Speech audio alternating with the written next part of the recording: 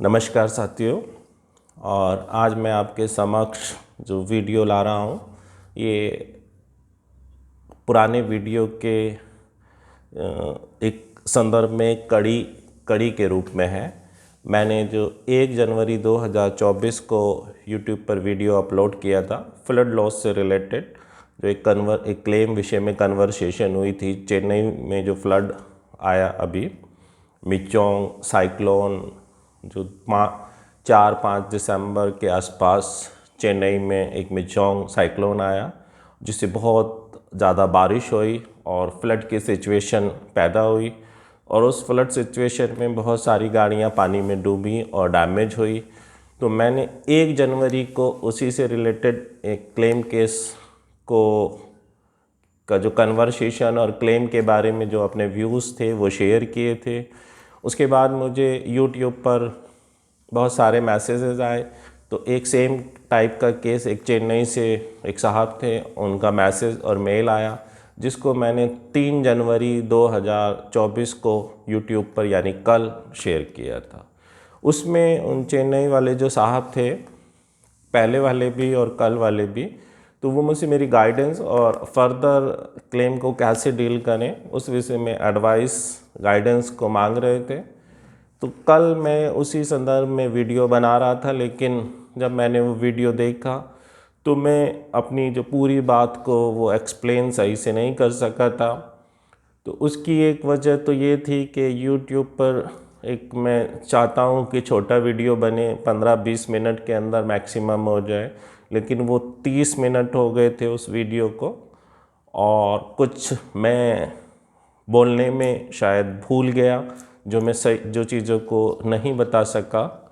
तो इस तरीके से मेरी नज़र में वो कंप्लीट डिटेल्स नहीं थी। तो मैं इसीलिए पुनः उस क्लेम के बारे में या फ्लड लॉस क्लेम के बारे में फिर से अपने कुछ पॉइंट्स रख रहा हूँ, और किस तरीके से हमको यानी इंश्योर्ड को अपना वाजिब क्लेम हक पाने के लिए फ़ाइट करनी है, प्रयास करना है, उसी संदर्भ में ये वीडियो है। तो मैं इसको शुरू करता हूँ। तो ये जो मैं चेन्नई वाला जो सेकंड क्लेम जो मैंने कल किया, पहले उसके कुछ संक्षेप में डिटेल दे दूँ। ये साहब की गाड़ी एक अरुम्बकम मेट्रो स्टेशन चेन्नई में है, वहाँ पार्किंग लॉट में खड़ी थी 4 दिसंबर को। और 4-5 दिसंबर को जो मिचोंग साइक्लोन की वजह से जो बहुत ज़्यादा बारिश हुई, तो वहाँ पार्किंग लॉट में पानी भर गया और इनकी हुंडई सेंट्रो कार जो 2019 मॉडल कार थी डूब गई। और 2 दिन शायद वो पानी में ही खड़ी रही। जो पानी क्लियर हुआ वो लगभग 7 दिसंबर 2023 को क्लियर हुआ, और इसके बाद इन्होंने बीमा कंपनी को क्लेम इंटीमेट किया। इस गाड़ी की इंश्योरेंस पॉलिसी एक निजी क्षेत्र की जनरल इंश्योरेंस कंपनी से थी है, और जिस पे इनकी जो motor Audi insurance package policy है, और इंश्योरेंस पॉलिसी में गाड़ी की IDV 3,41,000 रुपये है। इस पे 25% NCV है। कंटिन्यूशन में ये पॉलिसी है। तो साहब ये इसकी कुछ डिटेल्स है। और ये गाड़ी सिर्फ 14,000 किलोमीटर लगभग चली हुई है, लगभग नई जैसी ही गाड़ी है। वैसे 2019 मॉडल है और अब 2024 शुरू हो गया है।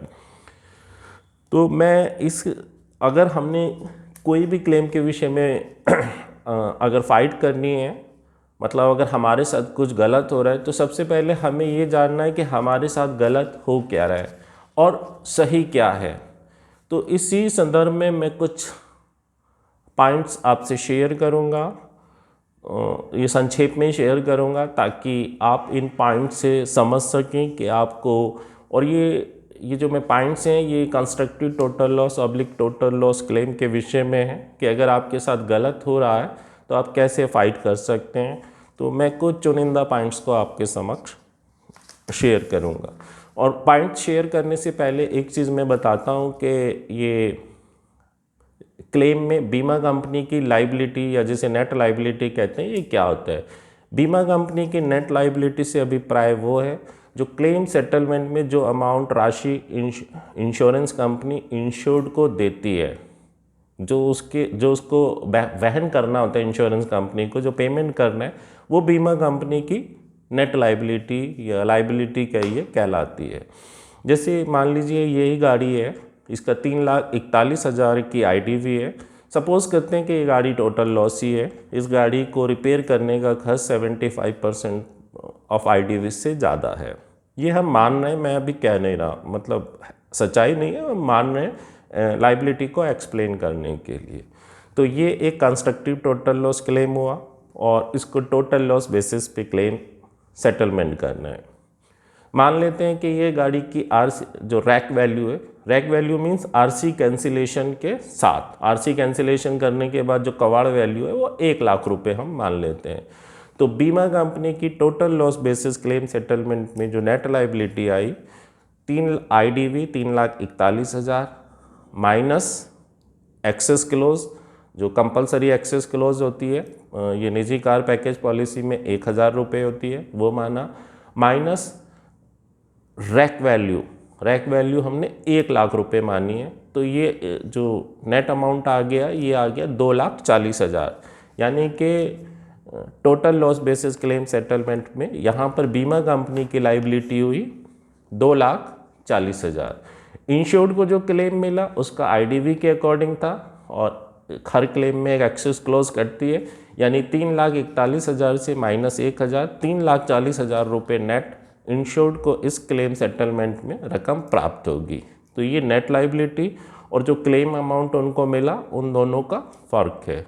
सपोज करते हैं गाड़ी रिपेयर हो रही होती और रिपेयर करने का खर्च 2,50,000 रुपये होता, मान लेते हैं।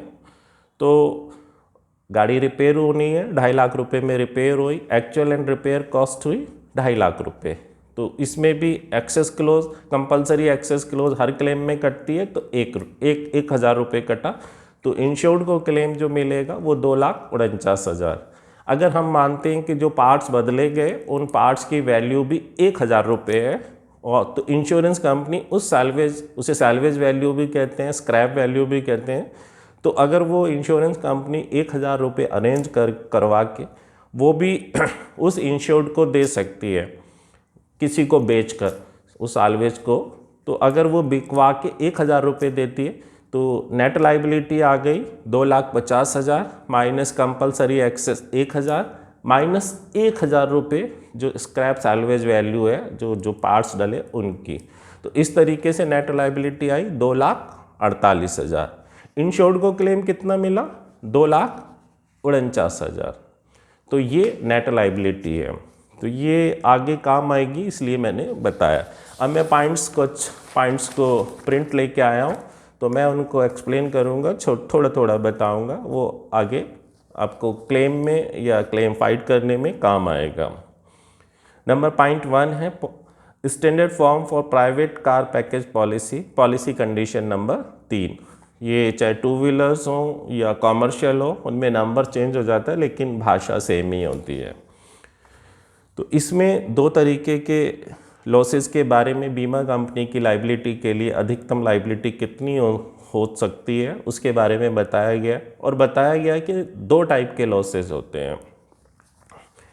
A for total loss oblique constructive total loss of vehicle, यानी एक तरीके का total loss oblique CTL claim बताया गया।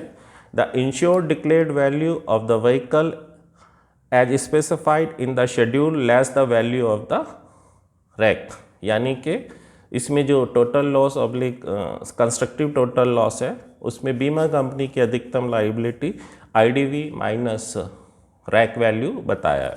दूसरा ऑप्शन इसमें बताया for partial loss other than total loss oblique constructive total loss of vehicle, यानी कि CTL और TL के अलावा पार्शियल लॉस बेसिस क्लेम होंगे।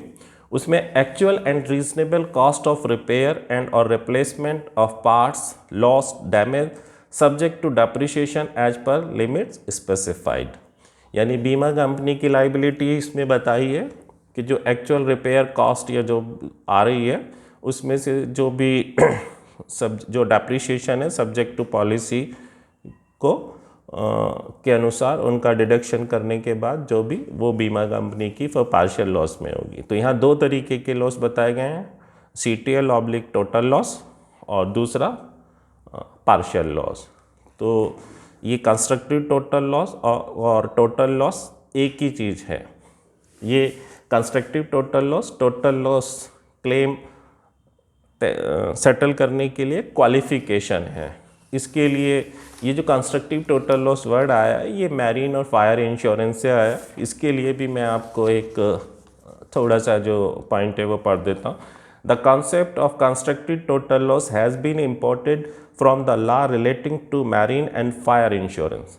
Under the Marine Insurance Act 1963, Section 56 provide that any loss other than a total loss is a partial loss, and that a total loss can either be actual total loss और एक constructive total loss. यानी total loss एक actual total loss भी हो सकता है और एक कंस्ट्रक्टिव टोटल लॉस भी हो सकता है।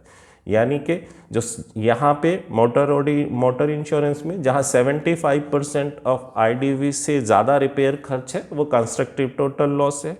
और टोटल लॉस तो गाड़ी अगर जैसे ये इनके फ्लड में ये गाड़ी बह जाती और मिलती नहीं तो वो टोटल लॉस हो जाता। ये गाड़ी चोरी हो जाती तो ये टोटल लॉस था।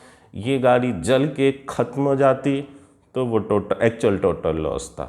कंस्ट्रक्टिव टोटल लॉस यानी कि ये टोटल लॉस है, ये क्वालिफिकेशन है टोटल लॉस के लिए। दूसरा पॉइंट है ये जनरल रेगुलेशन 8 है इंडियन मोटर टैरिफ का। ये a vehicle will be considered to be a constructive total loss where the aggregate cost of retrieval और repair of the vehicle subject to terms and condition of the policy exceed 75% of the ITV। यानी कि constructive total loss वो claim है जहां वाहन का repair खर्च 75% of ITV से ज़्यादा है। यहाँ गौर करने वाली बात जो है एग्रीगेट कॉस्ट ऑफ रिट्रीवल और repair of the vehicle subject to terms and condition of the vehicle, यानी व्हीकल की रिपेयर कॉस्ट लिखा हुआ है, ना कि बीमा कंपनी की नेट लाइबिलिटी। व्हीकल की repair cost subject to terms and condition और बीमा कंपनी की net liability subject to terms and condition दोनों अलग अलग चीज़ हैं।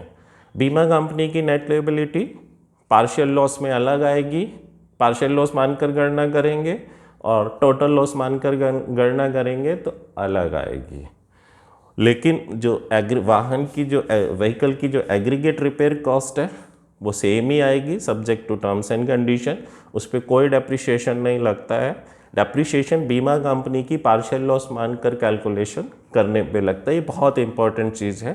तो बहुत सारी बीमा कंपनी और सर्वेयर्स जब कंस्ट्रक्टिव टोटल लॉस कंसिडरेशन के लिए कैलकुलेशन करते हैं तो बजाय वो व्हीकल की एग्रीगेट रिपेयर कॉस्ट की कैलकुलेशन करने के वो बीमा कंपनी की net liability partial loss claim मानकर करते हैं और वो 75% ऑफ ITV से ज़्यादा होने पे उसे कंस्ट्रक्टिव टोटल लॉस मान।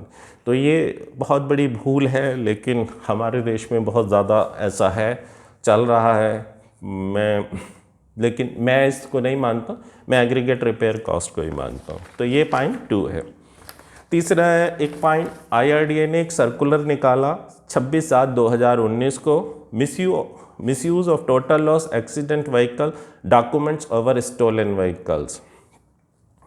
It has come to the notice of authority that in case of total loss of the vehicle, salvage of vehicle is being sold to scrap dealer without cancelling certificate of registration of the vehicle।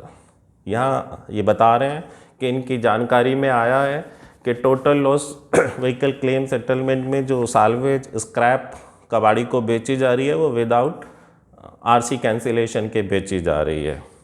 It has been informed by the law enforcement authority that documents pertaining to such vehicles are being misused, like giving new identity to the stolen vehicles by forging engine number and chassis number of destroyed vehicles under total loss claim।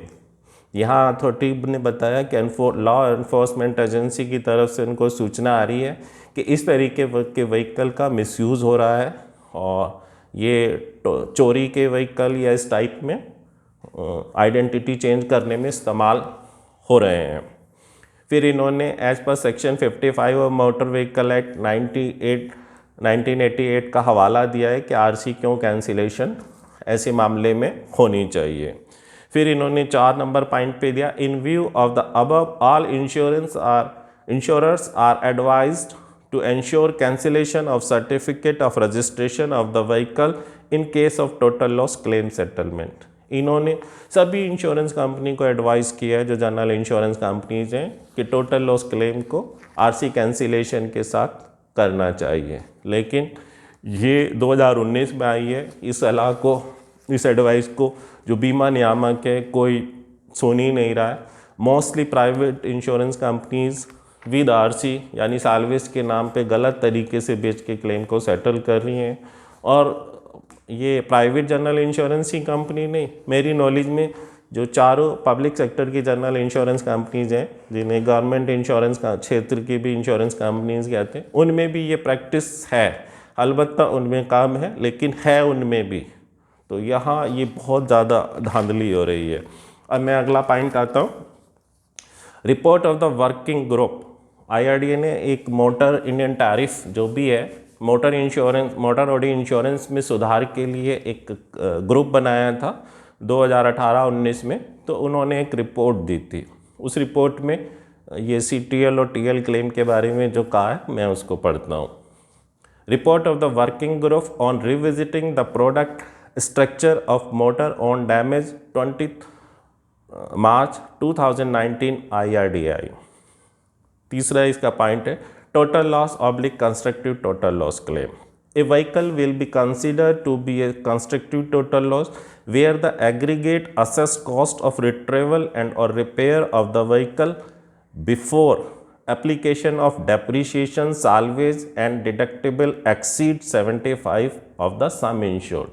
यहाँ इन्होंने लिखा before applicable of depreciation salvage and deductibles, यानी कि पहले भी वाहन की repair cost लिखा था और अब भी वहाँ ये अगर हम देखेंगे असेस्ड जो रिपेयर एग्रीगेट रिपेयर कॉस्ट है before application of depreciation salvage and deductible exceed, यानी कि जो लोग पहले बीमा कंपनी की नेट लाइबिलिटी निकाल के गणना करने लगे थे उनके लिए ये और सरल शब्दों में लिखा है कि before application of depreciation salvage and deductibles, यदि ये 75% से ज़्यादा होगा तो कंस्ट्रक्टिव टोटल लॉस होगा। पहले भी यही था, लेकिन समझने का लोगों ने फेर किया।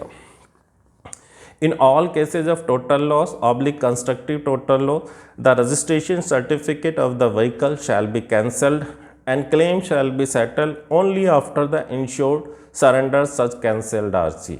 इन्होंने सलाह दी थी यदि है जो भी है कि आरसी कैंसिलेशन के साथ ही constructive total loss oblique total loss claim settle होंगे। तो ये इसमें अच्छा पॉइंट है, ये देर से भी पॉलिसी में लिख के आएगा, लेकिन अभी बहुत लंबा समय बीत गया और हम इंडिया में रहते हैं तो यहाँ समय लगता ही है, तो लेकिन ये आएगा। और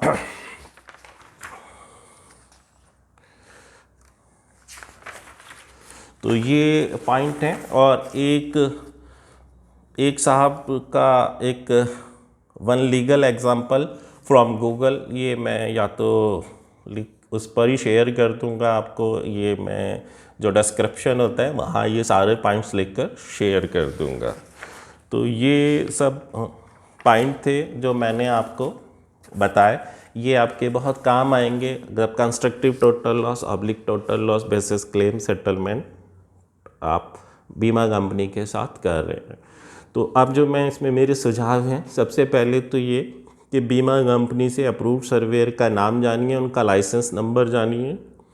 नंबर अगर नहीं पता है तो आप मेल लिखिए, शिकायत कीजिए और उनसे सर्वेयर का नाम पूछिए, लाइसेंस नंबर पूछिए। नंबर 2, बीमा कंपनी से फर्दिश इंटरिम रिपोर्ट कॉपी की मांग कीजिए। नंबर 3, बीमा कंपनी से और अप्रूव्ड सर्वेयर साहब दोनों से सर्वे रिपोर्ट की कॉपी मांगिए और उनसे सर्वेयर जो साल्वेज डिस्पोजल है, अगर टोटल लॉस के लिए वो रिकमेंडेशन कर रहे हैं तो क्या रिकमेंडेशन है उसकी कॉपी मांगिए। नंबर 4, बीमा कंपनी से रिटन ऑफर लेटर की कॉपी मांगिए इन राइटिंग। तो ये बहुत इम्पोर्टेंट है। और कंसेंट बीमा कंपनी मांग रही है बिना ऑफर लेटर दिए, ये गलत है। तो उनसे बताइए साहब, आप पहले हमें ऑफर लेटर दीजिए, सैलरी डिस्पोजल की डिटेल दीजिए, salary disposal as per rules होना चाहिए। आप उसके बाद अगर बीमा कंपनी या सर्वेयर साहब, बहुत सी मैंने देखा बीमा कंपनी तो नहीं लिखती लेकिन अप्रूव्ड सर्वेयर को बोलकर उनसे आरसी विद आरसी के लिए एक ऑफ़र टाइप से दिलवा देते हैं। तो मैं आपकी जानकारी के लिए बता दूं, सर्वेयर का काम सिर्फ पॉलिसी कॉन्ट्रैक्ट के अकॉर्डिंग लॉस असेसमेंट और रिकमेंडेशन करना है। क्लेम सेटलमेंट का ऑफ़र देने का काम या सेटलमेंट की प्रक्रिया वो बीमा कंपनी का कार्य है। तो अगर सर्वेयर साहब ने कोई ऑफ़र दिया है तो आप कहिए साहब ये आप उनकी शिकायत कीजिए, आप सिर्फ सर्वे जो भी असेसमेंट रिकमेंडेशन है वो दीजिए, बाकी जो क्लेम सेटलमेंट है वो हम बीमा कंपनी से करेंगे। और बीमा कंपनी से ऑफ़र लेटर की मांग कीजिए। अगर बीमा कंपनी गाड़ी को जो साल्वेज, नाम तो साल्वेज कह रही हो लेकिन बेचना चाह रही है एक गाड़ी के रूप में, विद आरसी जिसे बोलते हैं, यानी 29(3) ब्लैंक फॉर्म पर सिग्नेचर कराकर किसी कबाड़ी को बिकवाना चाह रही है, तो ये एक इलीगल प्रैक्टिस है। इसके लिए बीमा कंपनी में कंप्लेन कीजिए साहब, ये इलीगल तरीका है सेक्शन 55 के अकॉर्डिंग, मोटर व्हीकल के एक्ट के अकॉर्डिंग और इंश्योरेंस पॉलिसी कॉन्ट्रैक्ट के अकॉर्डिंग। और ये सैल्वेज वैल्यू जो ऑप्शन दिया जा रहा है, ये सैल्वेज वैल्यू नहीं है, ये व्हीकल सेल वैल्यू है। सैल्वेज वैल्यू या रैक वैल्यू या स्क्रैप वैल्यू और गाड़ी बेचने से प्राप्त वैल्यू दोनों में फ़र्क होता है, उसे व्हीकल सेल वैल्यू कहते हैं।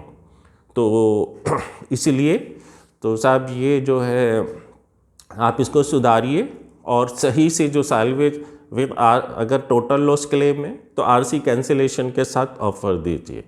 तो इसके बाद भी अगर बीमा कंपनी या अप्रूव्ड सर्वेयर साहब ठीक से कार्य नहीं करते या ठीक से एज़ पर लॉ काम नहीं करते तो आप उनको वार्न का पहले एक मेल में वार्निंग भी दे सकते हैं। उसके बाद आप पुलिस अथॉरिटी, जो भी आपकी पुलिस जिस स्टेट में भी रहते हैं, आप गूगल से या पुलिस अथॉरिटी की वेबसाइट मिल जाती है, वहाँ डायरेक्टर जनरल पुलिस को आप आईडी ढूंढिए और पुलिस अथॉरिटीज़ की भी आप डिस्ट्रिक्ट लेवल या मंडल लेवल की आईडी ढूंढिए, उनको कंप्लेन में रखिए, बीमा कंपनी के ऑफिशियल्स को रखिए, IRDA को रखिए, मिनिस्ट्री ऑफ फाइनेंस की मेल आईडी आपको वेबसाइट से मिल जाएंगी, उनको रखिए। और पब्लिक ग्रीवेंस पोर्टल एक भारत सरकार का है, वहाँ की भी ईमेल आईडी मिल जाएगी, उनको रखिए और एक सीरियस कंप्लेन पॉइंट वाइज रखिए और इलीगल एक्ट के लिए कंप्लेन कीजिए। जहाँ तक है बीमा कंपनी, ये जो इलीगल मोस्टली कंपनीज यहाँ आके सरेंडर कर देती हैं, जो इलीगल ऑप्शन है उससे हट जाएंगी, या तो वो आरसी कैंसिलेशन सही ऑप्शन पे आएंगी, या अगर वो रिपेयर खर्च कम हो तो वो एकदम CTL या टोटल लॉस जो वो मोड ऑफ सेटलमेंट थे उसको चेंज करके वो पार्शियल लॉस बेसिस यानी रिपेयर बेसिस पे आ जाएंगे। तो फिर जो है आपके साथ आप सही उस पर आपको सही मतलब क्लेम सेटलमेंट का जो तरीका है वो सही आ जाएगा। बहुत सारी बीमा कंपनी, जैसे इसमें भी क्लेम में net of salvage mode of settlement लिखा था, तो net of salvage mode of settlement insurance policy contract में इस नाम का कोई क्लेम सेटलमेंट नहीं है।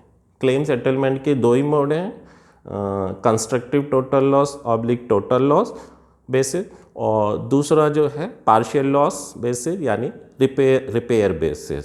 तो ये जो नेट ऑफ साल्वेज है ये क्लेम रीइंबर्स यानी पेमेंट का एक तरीका है, और साल्वेज मीन्स साल्वेज ही होना चाहिए, salvage oblique rack oblique scrap, इसकी परिभाषा को कोई भी डिक्शनरी में देख सकता है। साल्वेज बेचना और गाड़ी बेचना दोनों में फ़र्क होता है। तो इस तरीके से आप शिकायत कीजिए, और अगर फिर भी आपको सही न्याय नहीं मिल रहा है तो आप बीमा लोकपाल, जो भी आपका क्षेत्र है, बीमा लोकपाल परिषद आपको मिल जाएगी, आप गूगल पे सर्च कर लीजिए अपने एरिया के हिसाब से, एक टैब प्रोसेस से वहाँ कंप्लेन कीजिए, तो हो सकता है आपको वहाँ न्याय मिल जाए। और अगर फिर भी आप वहाँ नहीं जा सकते या वहाँ से न्याय नहीं मिल रहा तो आप कंज्यूमर कोर्ट जा सकते हैं, तो ये और फिर फर्दर कोर्ट्स भी जा सकते हैं। तो लेकिन आपको शुरुआत में भी या इन कोर्ट जाने से पहले ही न्याय और आपका वाजिब क्लेम हक मिल सकता है। आपको सही तरीके से बस कंप्लेन करनी है और कंप्लेन लगातार कीजिए, डे बाय डे कीजिए, और बहुत सारी आईडीज़ को जो जिम्मेदार लोग हैं उनको कीजिए।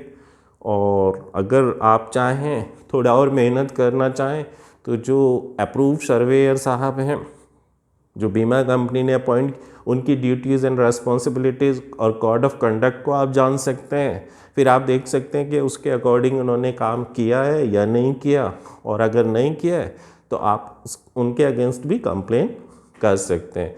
अप्रूव्ड सर्वेयर वैसे एक निष्पक्ष और संबंधित बीमा विशेषज्ञ व्यक्ति होता है और जिसको पॉलिसी कॉन्ट्रैक्ट के अनुसार क्लेम लॉस असेसमेंट और रिकमेंडेशन करना होता है। एक सर्वे रिपोर्ट के रूप में जो भी है सर्वे रिपोर्ट को बीमा कंपनी को देना होता है और उसकी एक कॉपी इंश्योर्ड को भी देनी होती है। तो ये सब चीज़ें को ध्यान में रखकर आप अपना वाजिब क्लेम हक ले सकते हैं। तो यही जो वो चेन्नई वाले साहब हैं उनको मेरी सलाह है कि मैंने आपको बहुत सारे ये नियम और जानकारी दी हैं, आप इन्हीं के अनुसार राइटिंग में कम्युनिकेशन कीजिए। और अगर जो भी चीज़ आपको नियम विरुद्ध लग रही है तो उसके अगेंस्ट आप कंप्लेन कीजिए और कंप्लेन लगातार कीजिए, कभी निराश मत होइए। यहाँ देर है लेकिन अंधेर नहीं है। तो अब ये मैं वीडियो को विराम देता हूँ और फिर मिलेंगे अगली बार। नमस्कार।